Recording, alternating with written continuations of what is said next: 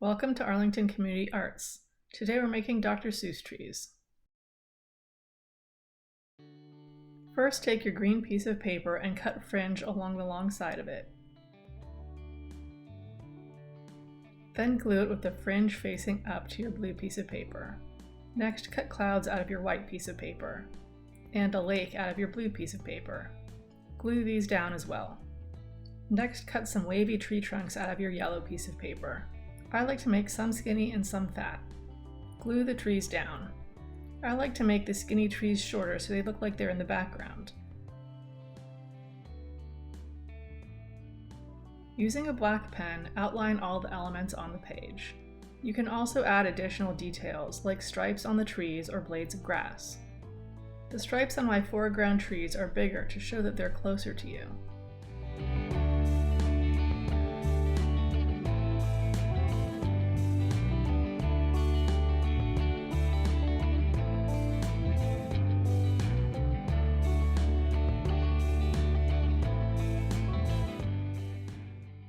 Next, crumple squares of tissue paper and glue them to the tops of the trees. You can also use pom-poms.